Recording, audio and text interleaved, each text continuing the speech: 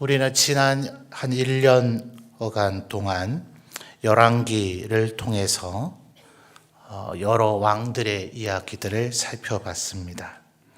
그러나 우리가 진정으로 기다리고 사모해야 될 왕은 다윗 왕이 일견 훌륭해 보이기도 하긴 했지만 예수 그리스도만이 우리의 진정한 왕이시다. 왕들도 선지자도 제사장도 결국은 그들은 실패하고 무너졌다라는 다소 역설적이고 조금 부정적인 교훈을 얻는 것이 열왕기였습니다. 그래서 열왕기를 마치고 나서 이어서 어떤 성경을 좀 우리가 나눠보면 좋을까 고민하다가 결국 바벨론에게 그렇게 멸망당하고 난 후 그 다음 세대들은 그럼 어떻게 살아갔는가 하는 것을 이어서 살펴보는 것도 유익함이 있겠다는 생각이 들었습니다. 나중에 살펴보면 이 다니엘이 예레미야가 적은 글을 읽었다라는 표현이 이 다니엘서 안에서도 나오는 것처럼 아마도 여러 시각에서 볼 때 예레미야보다는 조금 나이가 어린 완전히 한 세대 다음 사람 정도는 아니고 마치 루터와 칼빈이 그렇죠. 한 20살 정도 차이가 나는데 아마도 다니엘도 예레미야보다는 그 정도 조금 절반 정도 뒷세대 조카뻘 된다 할까요? 나이로 볼 때 그런 정도의 연배 차이가 아니었겠는가.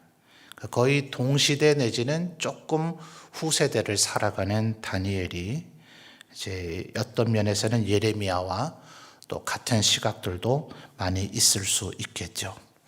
그래서 이 시대를 살아가는 이 다니엘의 포로기에 사람들이 어떻게 살았는가 하는 것을 우리가 또 한번 살펴보면서 많은 교훈과 은혜가 우리 성도들에게 있으시기를 바랍니다. 어떤 신학자가 책을 써서 그 책 제목이 바벨론의 포로가 된 교회입니다.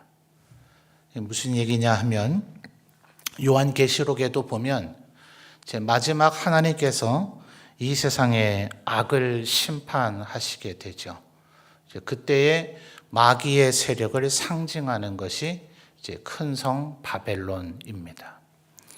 창세기에 보면 마지막 언어가 혼잡하게 되어지는 이제 바벨에서 탑을 쌓죠. 그래서 그것을 이제 바벨 탑이다. 이제 우리가 그렇게 얘기를 하죠. 그리고 이제 2장에서 이 다니엘이 꿈을 해석해 주고 나면 3장에 가면 이제 느부갓네살 왕이 그 꿈의 내용을 정확히 역행을 하면서 거대한 금신상을 쌓게 만들죠. 3장을 보면 그곳이 신할 평지다 그렇게 표현이 되는데 신학자들은 그곳이 그 바벨 탑이 쌓여졌던 그 바벨이라고 하는 곳과 거의 다르지 않다. 거의 같은 장소의 개념으로 봅니다.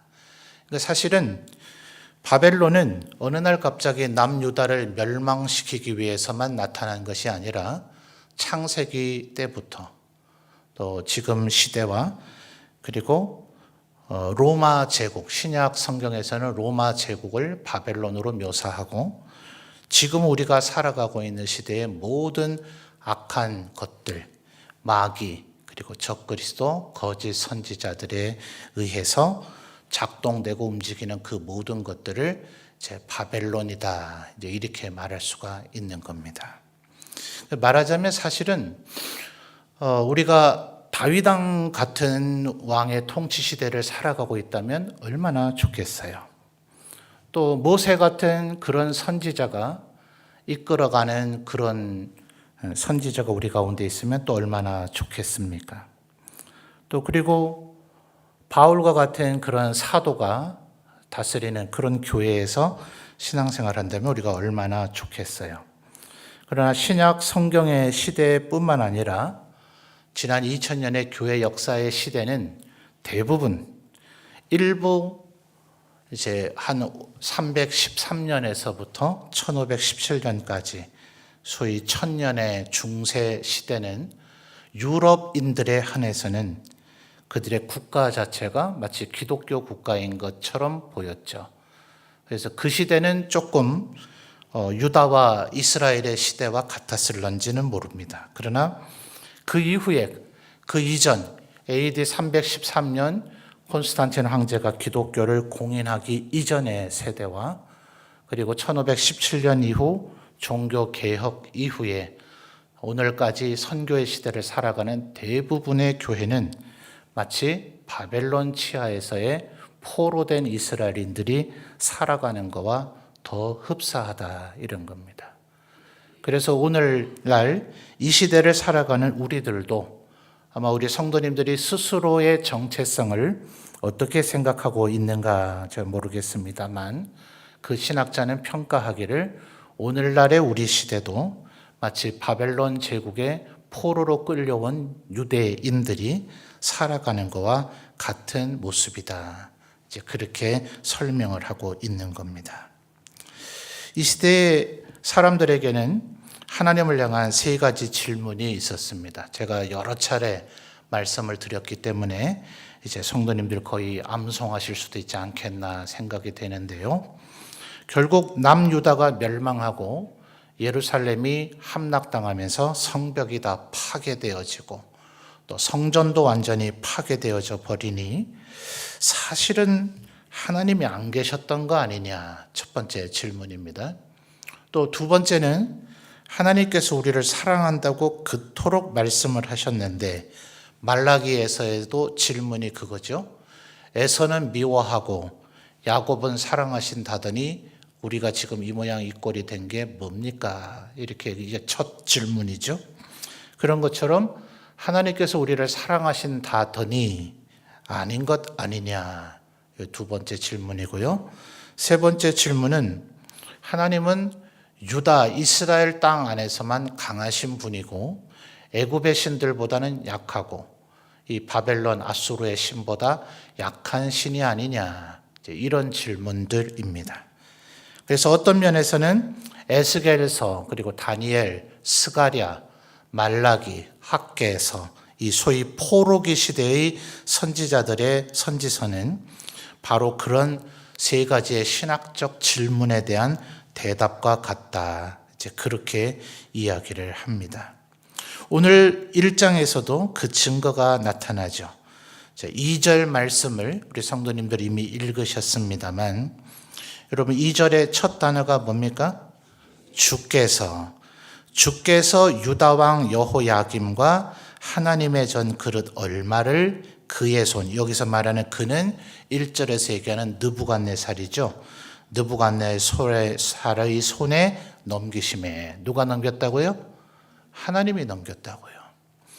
느부갓네살이 강해서 그래서 여호야김 왕과 하나님의 성전의 그릇을 빼앗아간 게 아니고 하나님께서 빼앗기신 게 아니고 하나님께서 속수무책으로 당하신 게 아니고 하나님께서 넘겨주신 것이다.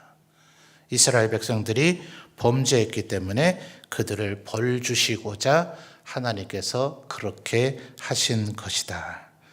그래서 계속해서 이 다니엘서에서 드러나는 것은 하나님은 남유다만의 하나님이 아닌 바벨론뿐만이 아닌 메대 그리고 바사, 이 다니엘서 안에서는 예언만 되어 있습니다만 헬라와 로마까지도 아니 뜨인 돌이 날아와서 그 근심상을 무너뜨려 버리고 거대한 산을 이루는 꿈을 느부갓네살이 첫 번째 꾸게 하시죠.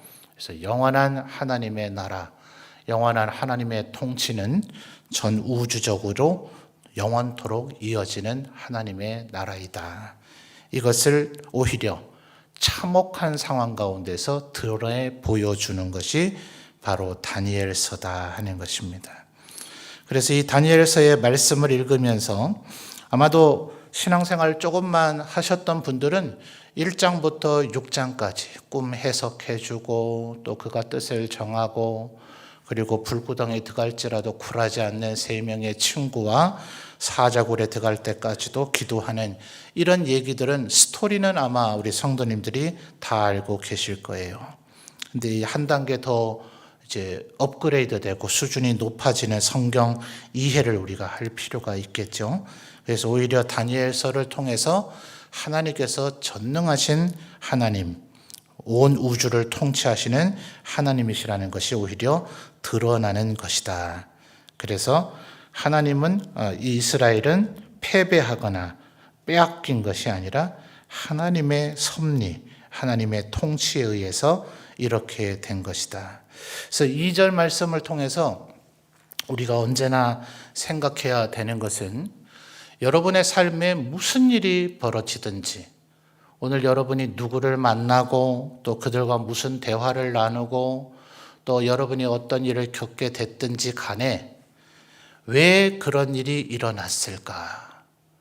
이 부분을 진단하는 가장 신학적인 잣대와 키가 바로 2절이다 하는 거예요.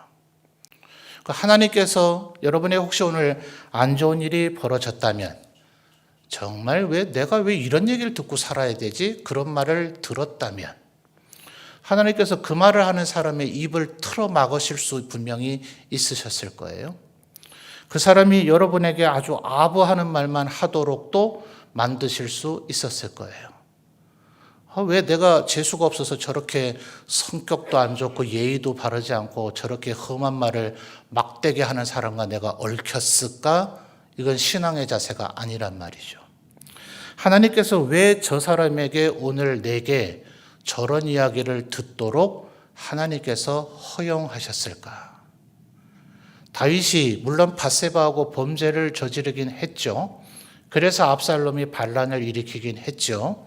그러나 다윗이 밧세바하고 범죄하고 압살롬이 반란을 일으키기 그 이전까지 베냐민 지파에게 해준 것은 세계 왕조사에서 역사를 찾아볼 길이 없습니다. 사울 왕이 얼마나 다윗을 죽이려고 했어요. 또 아브넬은 이스보셋을 충동질해가지고 결국 내전을 치르게 만들었잖아요. 그러니 사실은 다윗이 베냐민 지파를 전부 다 학살해버렸다 하더라도 나머지 10지파가 다윗 보고 당신 좀 너무하신 거 아닙니까? 이렇게 얘기하지 못할 그게 고대 왕정 시대에는 흔한 일입니다. 그런데 다윗은 정말 이해가 안 될 정도로 베냐민 지파를 끝까지 포용을 해주죠. 그런데 베냐민 지파의 불량한 자가 아들 압살롬에게 반란을 당했다고 다윗을 모독합니다. 내가 언젠가 니는 그 꼴 날 줄 알았다. 이러니 다윗 왕의 부하들이 얼마나 많아요. 말씀만 하십시오. 내가 가서 저놈 죽여버리겠습니다. 하니 다윗이 뭐라 그래요? 하나님께서 나한테 하시고자 하는 말씀이 있는 것이다. 저 사람이 왜 저런 말을 하는가? 저놈이 나쁜 놈이다. 내가 오늘 재수가 안 좋았다. 내 인생은 왜 이렇게 험악한가? 이게 아니라 하나님께서 왜 저 사람을 통해서 내가 이런 말을 듣도록 하시는가? 이것이 풀릴 때까지 몇 날 며칠 하나님께 묻고 또 물어봐야 됩니다. 그런데 맨땅에 헤딩하듯이 물으면 우리는 엉터리 결론을 내리고 또다시 악순환에 빠져들어요. 성경에 많은 인물들이 그것을 우리에게 알려주지 않습니까? 어떻게 이렇게 어리석은 판단, 어리석은 결론으로 더 자신의 삶을 악화시킬 수 있는가? 수많은 사람들이 나타나잖아요. 그래서 저 사람이 왜 나에게 이런 말을 하는가 하는 것에 대한 하나님의 뜻을 분별하기 위해서 우리는 평상시에 성경을 끊임없이 읽어야 됩니다. 여러분, 웨스트민스터 신앙 고백서라고 우리가 흔히 얘기하죠. 33장 가운데 제1장 성경, 오직 66권만이 성경이다. 이 말의 의미는 그 66권 외에도 또 다른 어떤 기독교의 분파들은 이것도 성경이다라고 얘기하는 외경이라는 것, 심지어는 가경 혹은 위경이라고 부르는 것까지도 있다는 거예요. 그런데 신학적으로 외경과 위경을 그렇게 부르지 않고 오직 정경만을 캐논이라고 하는 용어를 씁니다. 잣대라는 의미예요.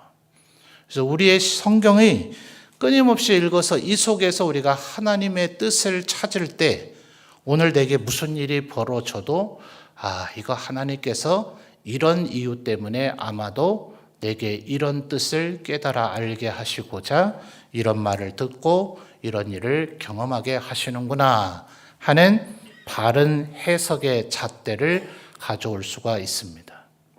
그러니 여러분 끊임없이 배우셔야 돼요. 끊임없이 배우시고 하나님의 말씀을 묵상하셔야 되지 겨우 스토리 정도 아는 것 그것의 차원을 넘어서셔야 됩니다. 현존에 있는 우리 한국의 목회자 가운데 박희천 목사님이란 분이 계셔요. 한번 인터넷에서 검색을 해보시면 이분이 얼마나 성경을 많이 읽으신 분인가를 우리 성도님들이 아주 놀랍게 아실 수가 있을 겁니다. 장담하건대 모든 교파를 막론하고 한국뿐 아니라 현존 지금 살아있는 전 세계 그 어떤 사람도 박희천 목사님 앞에서 제가 성경 좀 읽었습니다 라고 말할 사람은 저는 없다고 단언합니다. 그분이 아마 제일 많이 읽었을 겁니다. 그런데 그분이 후배 목회자들을 위해서 가끔 강의를 하는 자리에 서게 될 때에 나는 아직 하나님의 뜻을 온전히 모르겠다. 이게 진짜 겸손한 사람의 고백이죠. 그런데 지금 이 시대가 엉망이 되어 있는 것은 그 박희천 목사님의 1000분의 1, 10,000분의 1도 성경을 읽지 않은 자가 뭘 이렇게 다 알아요. 저도 하루에도 수십 수백 번씩 무엇이 하나님의 뜻일까? 지금 무엇이 가장 옳고 바른 것일까? 끊임없이 스스로에게 질문해보고 성경 속에서 질문해보고 하나님께 기도하면서 여쭤봅니다. 그분들도 그런 작업을 했겠죠. 제가 그것까지 의심하지는 않겠습니다. 근데 뭐 이렇게 다 알죠? 거의 전지해요. 하나님보다 더 잘하는 것 같아요. 모든 것에 대해서 저렇게 어떻게 확신 있고 확신에 가득 찬 말과 행동을 할 수 있는가? 우리 흔히 한국에서 우리 하는 속담 가운데 벼는 익을수록 고개를 숙인다 하잖아요. 뭘 정말 아는 사람은 자기가 뭘 모르는지를 알기 때문에 감히 함부로 뭘 안답시고 말을 잘 못합니다. 알면 알수록 단언적인 형태로 말하기가 주저스러워져야 마땅합니다. 그런데 지금 이 시대는 우리나라뿐만 아니라 전 세계에 저는 그것을 단순한 성향의 문제가 아니라 교만이 이 온 우주를 가득 채우고 있구나. 성경을 잘 보십시오. 주님 오실 때가 다 되면, 멸망할 때가 다 되면, 심판받을 때가 다 되면 거짓과 교만이 판을 칠 것이다 라고 성경은 이야기하고 있습니다. 이 시대가 지금 왜 이렇게 교만이 극에 달아있는가? 주님 오실 때가 다 됐구나. 그러니까 여러분 정신 차리셔야 됩니다. 여유가 없어요. 언제 주님이 오실지 지금 바로 저 문 밖에 좀 와서 서 계실지 모릅니다. 다른 것에 정신 팔릴 때가 아니라 주님 앞에 섰을 때 나는 내 기름, 내 등불이 준비되어 있는가. 그 순간이 딱 되면 시장으로 기름 사려고 뛰어가지 마시고 기름 준비하는데 마지막 준비를 잘 하시는 우리 성도들이 되시기를 바랍니다. 여러분 지금 이 다니엘과 또 하나냐, 미사엘, 아사랴가 처한 위치를 한번 보십시오. 1절을 우리 성도님들 다시 한번 읽어봐 주실까요? 1절입니다. 시작.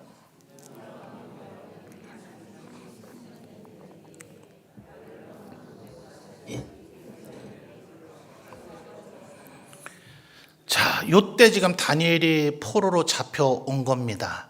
몇 주 전에 우리가 11개 끝자락을 살펴봤으니까 기억을 잘 더듬어 보십시오.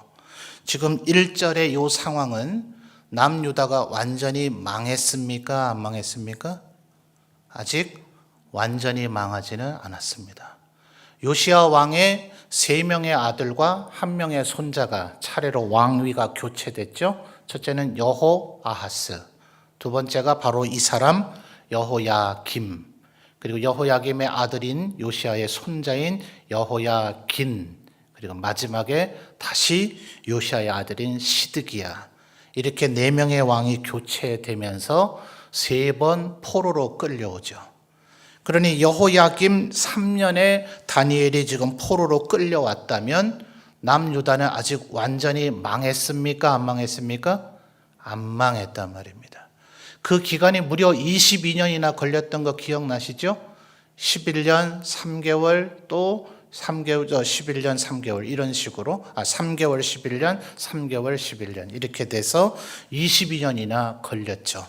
그러니 지금 여호야김이 다스린 지 3년째 다니엘이 포로로 잡혀왔다면 아직 한 14년 15년은 더 지나고 난 후에야 남유다가 완전히 멸망을 했단 말입니다. 그래서 2절을 보시면 주께서 유다왕 여호야김과 하나님의 전 그릇 그다음 뭐예요? 얼마를 아직 덜 망했다 이 얘기입니다.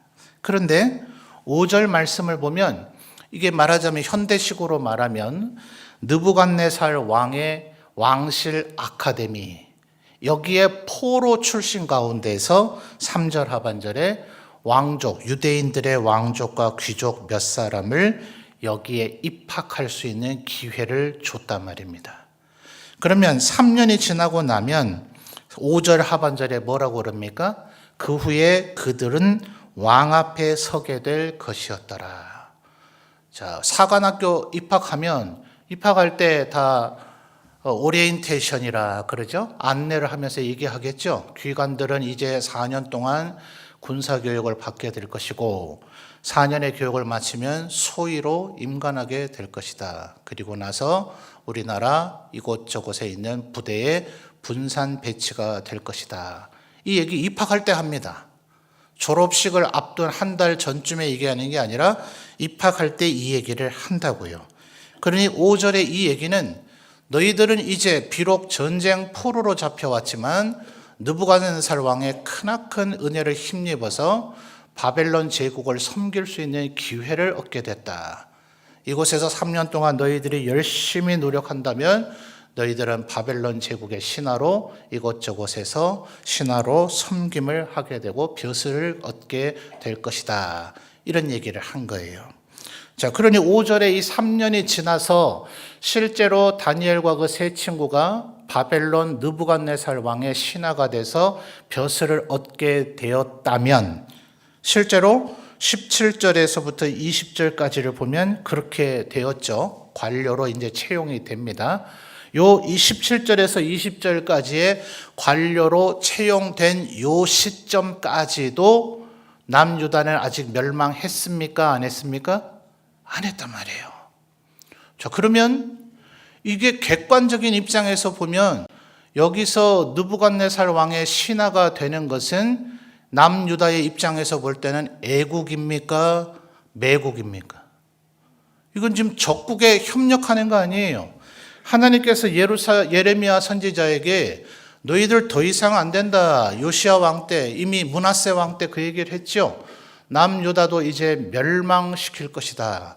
그래서 요시야 왕이 그토록 하나님 앞에 이스라엘을 거룩하고 성결하게 하고자 모든 우상 숭배를 제거하고 산당을 완전히 파괴시켜버리고 그 산당 숭배를 하던 우상 숭배하는 데에 아예 막 뼈와 뼈가루들로 더럽게 만들어서 완전히 저주를 뿜어내는 거예요. 그 우상 숭배의 영역에다가 그럴 정도로 완전히 파괴시켜버렸다. 그런데도 요시야 왕이 바로 느고와의 전투에서 무기또 산에서 전사해버렸죠. 그리고 이스라엘은 결국 22년 동안 그 후대의 아들들과 손자는 하나님 앞에 기도하거나 하나님의 자비를 구하지 않다가 결국 멸망했단 말입니다. 이미 멸망한다고 분명히 얘기는 했어요. 그러나 아무도 그 얘기를 귀담아 듣지 않죠. 예레미야를 오히려 마른 우물 구덩이에다가 던지고 예레미야를 때리고 예레미야가 보낸 그 적은 하나님의 말씀을 찢어서 자기의 옷을 찢는 게 아니라 아예 그 하나님의 말씀을 찢어버렸어요. 그럴 정도로 하나님의 말씀을 철저히 무시하고 결국 그렇게 멸망을 했지만 아직 그 사실을 믿지 않고 그것을 하나님의 말씀을 인정하지를 않으니 이 시대의 사람들은 전부 하나님의 뜻을 여전히 거역하고 있었더라 하는 거예요. 그러니까 아마 아주 극단적인 사람들은 3절 말씀을 다시 보시면 왕이 환관장 아스부나스에게 말하여 이스라엘 자손 모두 답니까? 포로로 끌고 온 사람 모두 다가 아니죠. 이스라엘 자손 중에서 왕족과 귀족 그 다음에요 몇 사람 이랬단 말이에요. 그러니까 이 말은 아예 선발 안 된 사람들이 있는 거예요. 스스로 선발을 거부했는지까지는 모르겠지만 4절을 볼까요? 4절 어떤 사람이 선발됐는가 곧 흠이 없고 용모가 아름다우며 모든 지혜를 통찰하며 지식에 통달하며 학문에 익숙하여 왕궁에 설만한 사람. 그러니 나름 현대적으로 말하면 예선을 거쳤던 것 같아요. 바로 입학 허가가 떨어진 게 아니라 이 친구를 3년 동안 가르쳐서 바벨론 제국을, 왜냐하면 바벨론도 아수르를 멸망시킨 신흥 제국이고 또 다니엘을 통해서 예언되어졌고 실제 역사가 그렇게 돼서 알지만 메데 파사 제국에 의해서 불과 오랜 세월을 버티지 못하고 멸망당했단 말입니다. 그러니 아무나 신하로 만들 수가 없어요. 똘똘하고 정말 쓸만한 인재들을 이제 신하로 삼기 위해서 선발을 해야 되는 거죠. 여기서 갈림길에 설 수밖에 없지 않겠습니까? 내가 어찌 이방인 바벨론인들의 계가 될 것인가? 나는 죽더라도 그렇게 하지 않겠다. 또 반대적인 극단이 될 수가 있겠죠. 야, 내 조국 이스라엘 유다는 나를 지켜주지 못했는데 내가 여기서 수단 방법 가리지 않고 하나님이 어딨어? 이 느부갓네살과 그의 바벨론의 신들을 내가 숭배하고 해서라도 따라야지. 자, 보시면 7절 말씀을 보면 환관장이 이들의 이름을 고쳐서 부르게 만들죠. 우리도 일제치하에서 일제시대 말년에 창씨개명입니까? 우리의 이름을 전부 일본식으로 고쳐 부르게, 내선일체라 그랬죠. 일본과 조선을 하나로 만든다. 이래서 조선말 못 쓰게 만들고 이름마저도 일본식으로 고쳐 부르게 했는데 단순한 방식의 문제가 아닙니다. 7절에서 얘기하는 벨드사살, 사드락, 메삭, 아벤노고, 여러분 절대로 이렇게 부르지 마셔야 돼요. 이것은 미사엘, 하나냐, 아사랴에 대한 모독입니다. 만약 이들을 사드락, 메삭, 아벤느고라고 부른다면 말입니다. 벨드사살, 사드락, 메삭, 아벤느고는 전부 다 바벨론인들의 신들의 이름이 뒤섞여 있어요. 지난 시간에 우리 그러니까 다니엘, 엘리야, 엘리사 이거 전부 다 하나님의 이름을 찬양하라, 하나님의 사랑을 받은 자 이런 식들의 이름이거든요. 그런 것처럼 벨, 샤크, 그다음에 느고 이런 것들이 전부 다 바벨론의 신들의 이름입니다.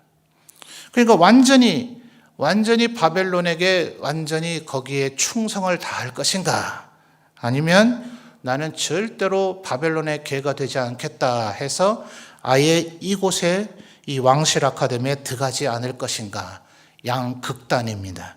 그런데 여러분, 다니엘과 세 친구는 어떻게 했습니까?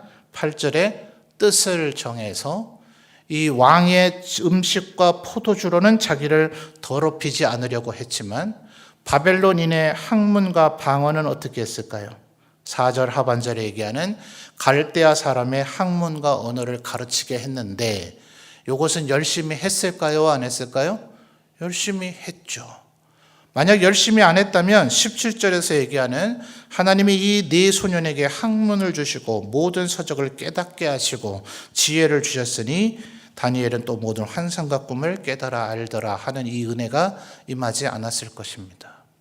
물론 그 이전에 이미 우리가 4절에서 살펴봤던 것처럼 4절에 어땠습니까? 그들은 흠이 없고 용모가 아름답고 모든 지혜를 통찰하며 지식에 통달하며 학문에 익숙한 사람들이었다. 여러분 무엇이든 열심히 하셔야 됩니다. 물론 선한 것을 열심히 하셔야 되죠. 나는 잘 못할 것 같은데 그럴 생각하시지 마시고 무슨 일이든지 열심히 하셔야 됩니다. 아무리 뭘 잘 못한다 싶은 사람도 10년간 그것에 대해서 끊임없이 투자하면 반드시 전문가가 되도록 되어져 있다. 지금 이 시대는 뭐 얼마나 시시각각으로 변하는 시대입니까? 그런데도 이 시대에도 이 격언은 통용되더라 하는 겁니다. 제 아버지가 한 번도 저를 목사가 되라고 얘기하진 않았지만 커서 생각을 해보면 그 말씀만 안 하셨지 목사가 되도록 저를 교육시키셨어요. 매일같이 학교 갔다 오면 성경과 신학에 대한 강의를 2시간 이상 매일 들어야만 했습니다.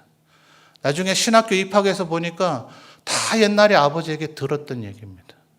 제가 알든지 못하든지 아버지 제 4살 때 저에게 히브리어 헬라어를 쓰게 하셨어요. 한글 쓰게 하면서 그때 그걸 쓰게 하셨어요.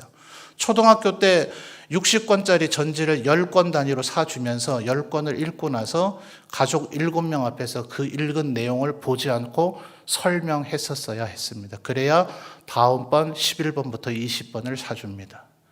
오늘날 제가 원고 없이 설교할 수 있는 것은 초등학교 때 아버지에게 훈련된 거예요. 그러니까 신학교에 와서 그때부터 설교를 어떻게 할 것인가 훈련한 사람과 대비 그 시절에 지금도 어떤 면에서는 우리 리 단위의 작은 교회에서는 그렇게 할 수밖에 없습니다. 제가 중학교 2학년 때 주일학교 오후 예배는 저 혼자 인도했습니다. 오전 예배는 아버지가 인도하고 저는 서기이자 반사 이런 오전의 개념을 하다가 그 시절엔 주일학교가 다 오후 예배도 있었잖아요. 심지어 3일밤 예배가 있는 교회도 있었습니다. 주일학교. 제가 어린 시절엔 그걸 경험을 했었거든요. 그래서 오후 예배는 중학생인 제가 인도하는 거예요. 6살짜리 앉혀놓고 주기도문 사도신경 암송시켰습니다. 중2가 6살 됩니다. 안 된다고 생각하면 못할 일이지만 된다고 생각하면 못할 일이 없는 겁니다. 아마 저보다 연세 많으신 어르신들은 비슷한 신앙의 경험들을 체험하신 분들이 이 자리에도 많이 있으실 거예요. 그러니 여러분, 하나님 앞에 나는 이것을 소유하지 않았다. 하나님이 나에게 이걸 주지 않으셨다. 도대체 누가 태어날 때 그 모든 것을 갖고 태어났단 말입니까? 하나님 앞에 먼저 4절처럼 우리가 준비되어지면 열심히 내 노력을 하면 물론 노력하는 자만이 하나님 앞에 쓰임을 받는다는 것은 아닙니다. 그래서 에스더서를 보시면 에스더 왕후의 모르드게는 전혀 이런 위치에 있질 않았죠. 그러나 그도 하나님 앞에 이 바사 제국에서 높은 지위의 쓰임을 받게 됩니다. 꼭 학문을 잘하고 뭔가 지식에 통달하고 지혜가 통찰력이 있어야만 하나님 앞에 쓰임 받는다는 것은 아닙니다. 그런데 사사기를 보면 왼손잡이 사사 에훗이라고 하는 사람이 나타납니다. 오른손이 없었어요. 그런데 모압 왕 에글론을 이 30cm 정도 되는 칼로 찔렀는데 한 손으로 사람의 몸을 찔러서 사람의 몸을 관통시킨다는 것은 거의 불가능에 가깝습니다. 그런데 이 에훗이 모압 왕 에글론에게 마치 공물을 바치러 온 것처럼 대단한 뭔가 보물을 바치려고 하는 것처럼 하면서 그 칼을 오른쪽 허벅지에 숨겨왔어요. 왼손이 밖에 없으니 오른쪽에 있어야 칼을 빼기가 좋죠. 그런데 상상을 잘 해보시면 오른쪽 허벅지 안쪽에 감춰있는 칼을 빼려면 왼 무릎을 땅쪽 바닥에 대고 오른쪽만 꺾어서 이렇게 한쪽 무릎을 꺾은 자세로 앉아야 됩니다. 그 자세로 앉아서 오른쪽 허벅다리에 있는 칼을 빼서 모압 왕 에글론의 배를 찌른다고 하면 이 팔 하나의 온전한 힘으로, 그래서 언어적으로 볼 때는 오른손이 없다는 사람인 얘기이지만 오른손에 도움이 전혀 없이 왼손 하나로 찔러서 그 사람의 몸을 관통시켰다 그랬어요. 30cm가 넘는 칼이 전부 다 전체가 다 날이 있지는 않습니다. 요 끝자락 부분에는 조금 날이 없어서 실제로는 요 날이 그렇게 길질 않은데 요 끝부분이 등 뒤로 삐져나왔다라고 사사기에는 분명히 기록해주고 있어요. 그래서 아마도 에훗도 이 찌르는 연습을 1만 시간은 했을 것이다. 10년 가까이 그 모압이 와서 이스라엘을 통치한 시간이 꽤 오래되거든요. 그리고 나서 이제 에훗이 그렇게 에글론을 죽이고 이스라엘을 구원하게 되기 때문에 어떤 일이든지 상관없습니다. 무슨 일이든지 열심히 하면, 하나님 앞에 최선을 다해서 준비하면 하나님께서 반드시 우리의 삶에 기회를 주실 것이다 하는 것이에요. 그런데 문제는 이 다니엘과 세 친구는 갈대아인의 학문과 언어는 열심히 했지만 왕의 음식과 그가 마시는 포도주는 받아들이려고 하지 않았다는 것입니다. 그래서 12절 말씀도 보고 하고 16절을 보면 채식만 그들이 먹었다 하는 거예요. 여러분, 채식만 먹으면 15절에 얘기하는 것처럼 더욱 아름답고 더욱 윤택해지고 더 좋아 보입니까? 요즘은 이 말이 별로 기적으로 안 느껴질 것 같아요. 그죠?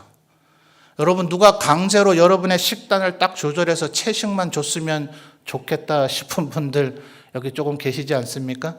내가 채식만 먹으면 날씬하고 아름다워지고 피부가 윤택해질 텐데. 근데 저희가 어린 시절만 하더라도 이건 정말 기적 중에 기적이죠. 그죠? 갈비탕이라고 끓여서 와 봐야 소가 목욕하고 지나갔다 우리 이렇게 말하곤 했잖아요. 고기 한 점도 없고 기름 몇 방울 떠 있는 그걸 갈비탕이라고 주고 있는 그 시절에 안 그래도 채소만 먹어서 지금 가죽만 남아 있는데 채소를 먹어서 윤택해졌다고 정말 기적 중에 기적이었을 거예요. 그러니 여러분, 채식이 문제가 아닙니다. 이 말씀을 보고 채식해야 된다, 고기 안 먹어야 된다, 포도주 안 마셔야 된다 이러니 오늘날 뭐가 하나님의 뜻인지를 모르고 하나님의 영광을 가르는 일을 너무도 당당하게 하나님의 이름으로 합니다. 차라리 죄책감을 가지고 저 어두운 데서 은밀한 데서 하나님 하실까 두려워하면서 그 일을 하고 있다면 그나마 낫겠는데 하나님의 이름으로 하나님이 역행할 일을 당당하게 확신과 신념에 가득 차 있어요. 그게 하나님이 원하지 않는 일이라는 걸 전혀 눈꼽만큼도 생각하지 않는 사람들을 이 시대에 너무나 많이 봅니다. 그래서 여러분, 다니엘과 세 친구가 채식을 먹어서 좋아진 게 아닙니다. 9절을 보실까요? 9절 우리 성도님들 읽어주십시오. 시작.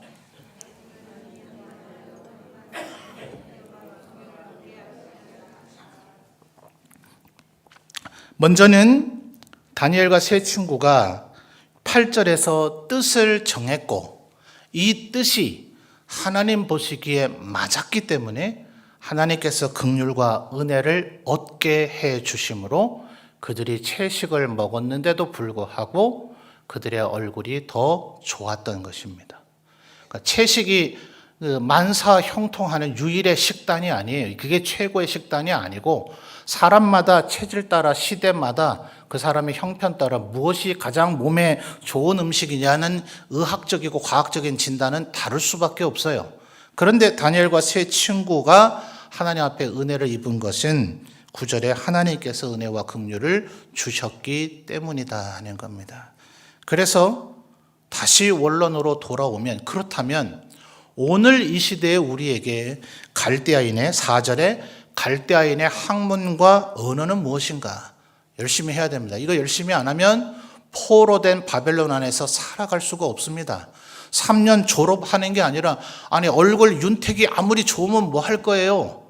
포로로 잡혀온 지 6개월이 지났는데도 갈대아어를 알아듣지를 못해요. 환관장과 감독하는 자가 다니엘과 세 친구에게 바벨론 방언으로 뭐라고 얘기하는데 나머지는 다 알아듣는데 이 세 친구만 못 알아들어요. 어떻게 될까요? 당장 퇴교 조치돼서 나가서 저기서 똥이나 치워라 이렇게 되겠죠. 그러니 갈대아인의 학문과 언어는 이 네 명이 최선을 다해서 했단 말입니다. 그러나 왕의 음식과 포도주로는 자신을 더럽히지 않았어요. 이것은 왜냐하면 특별히 신약 시대에도 이 부분이 문제가 됐었죠. 고린도에서도 로마 시대에도 고대나 이때나 모든 육류는 일단 신전에 신에게 바쳐서 우리 성경의 개념으로 하면 화목제가 그러하죠. 번제는 다 태워야 되지만 화목제는 그중에 일부의 육류 부분을 제사들에 동참한 사람들이 나눠 먹도록 되어 있으니 바벨론 때나 신약시대 때나 고대 육류의 유통은 대부분 그렇게 되어 있었단 말입니다. 특별히 왕이 제공하는 음식과 포도주는 더더욱 그러했습니다. 그러니 이것이 우상을 숭배한 것이기 때문에 내가 받아들이지 않겠다. 이렇게 지금 다니엘은 뜻을 정한 겁니다.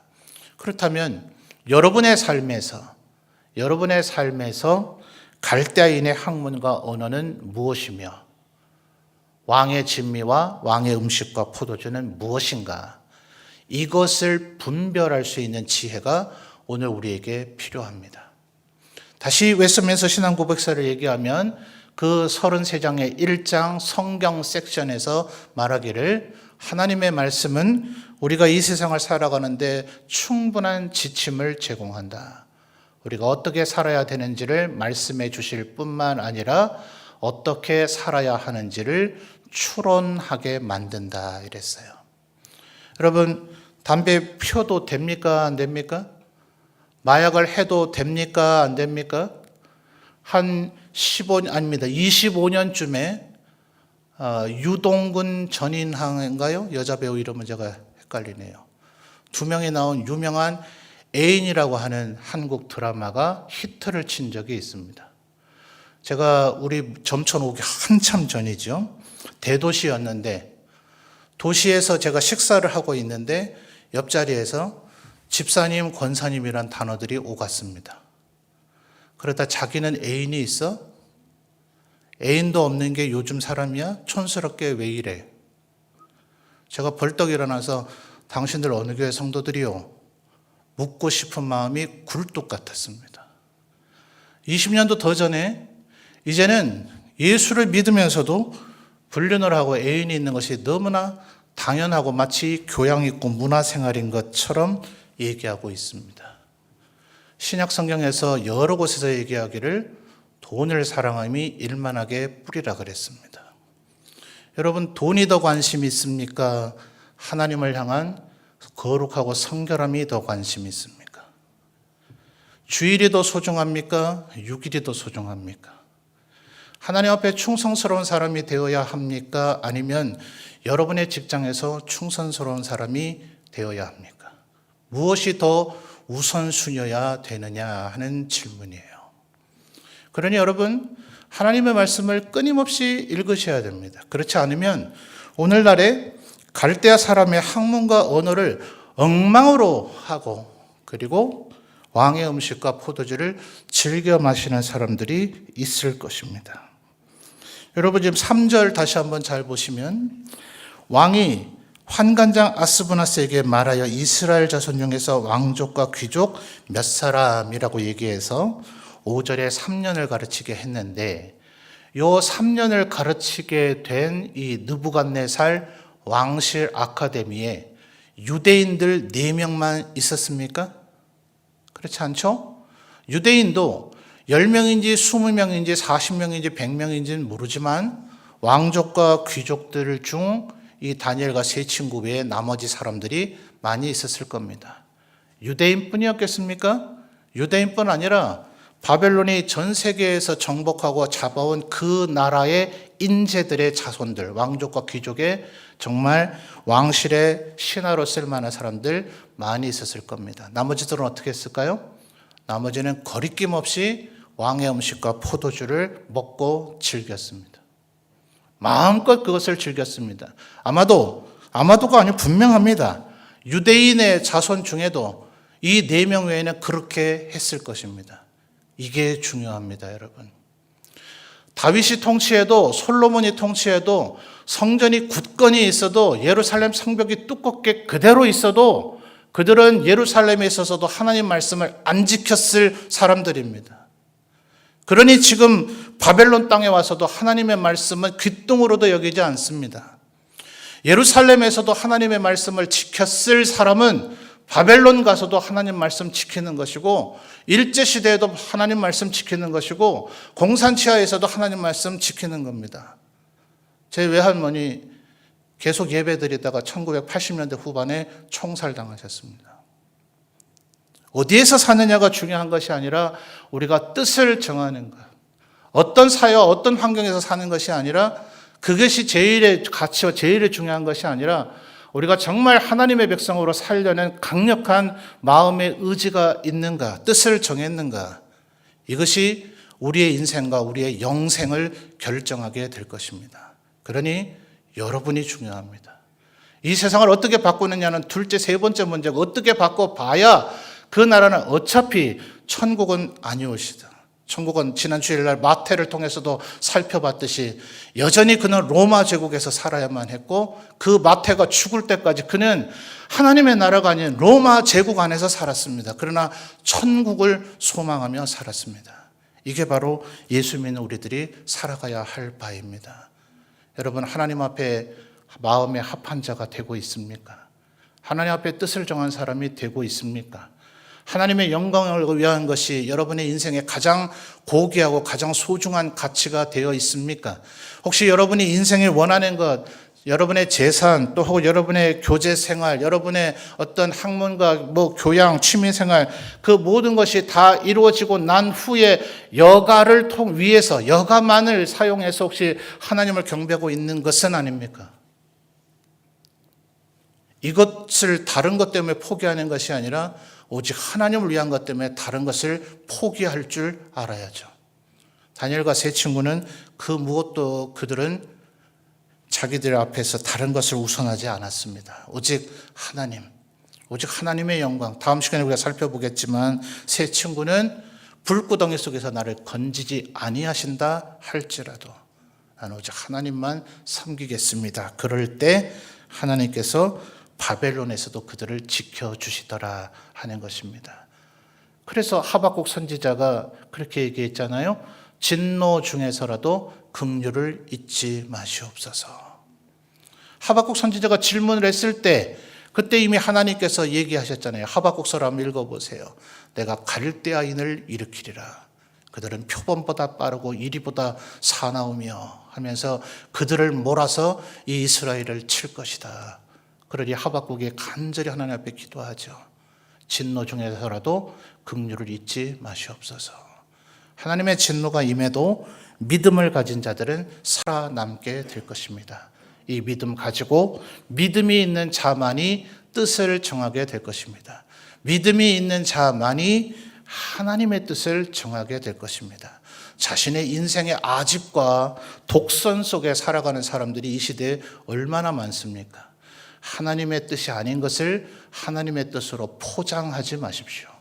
말씀을 끊임없이 읽어보십시오. 끊임없이 질문하십시오. 다시 한번 말씀드립니다.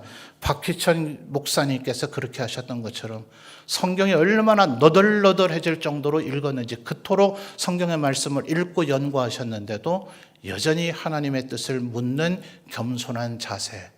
그럴 때 우리는 비로소 그다지 좁은 길에서 이탈하지 아니하고 천국을 향한 길을 걸어갈 수 있을 것입니다.